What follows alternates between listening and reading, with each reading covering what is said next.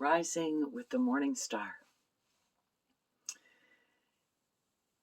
In the book of Jeremiah, we read these words: I will raise up shepherds over them who will shepherd them, and they shall not fear any longer or be dismayed, nor shall any be missing. Our reflector for this morning offers us these words. The prophet Jeremiah writes in and of a time when kingdom and community have gone wrong in a major way. The political and religious leaders and many of the people have been taken as captives in Babylon. The people have forsaken God and the law and are facing the consequences. Even the temple is reduced to a pile of rubble. In the midst of disaster, prophets like Jeremiah proclaim a new day and a renewed promise, a time when the law will be written on the people's hearts. The identity of the people will rely on God's faithfulness and the response of a people who choose righteousness and practice justice and compassion.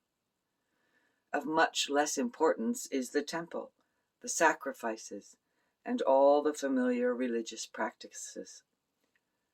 Thrown into question is all leadership that betrays the call to service. Bad shepherds will lose their authority and place. God will rise up new shepherds whose priorities will be attuned to the will and nature of God.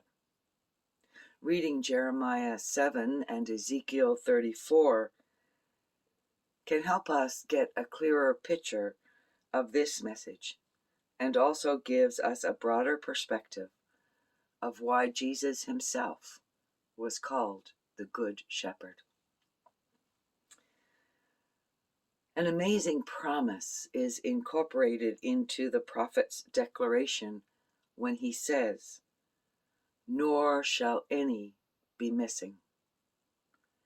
It seems that every generation posts its own sad list of the missing. There are the victims of the Holocaust and ethnic cleansing, the protesters who have stood up to tyranny, the child soldiers of the conflicts that tear countries apart and fragment ancient communities. They are Canada's women and children and First Nations people who disappear along lonely stretches of the highway.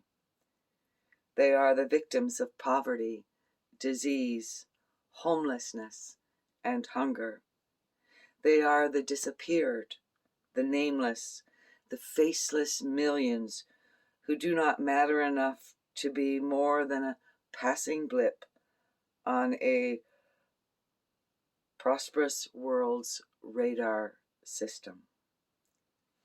They are the powerless whose votes do not need to be counted, feared, or anticipated. Generation after generation, they are numbered among the least important of those Jesus refers to as brothers and sisters. Through the noise of conflicting messages and the lure of today's temptations, another voice must be heard. A voice that whispers the promise to all who have ears to hear, and none shall be listed as missing. None.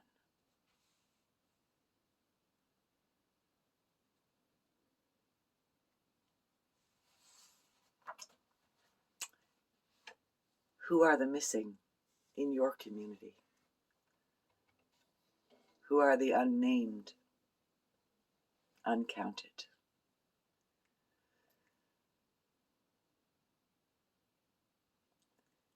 With these thoughts in your being,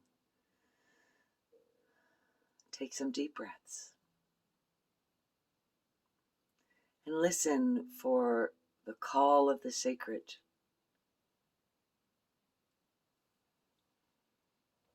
Where is it leading you in this moment?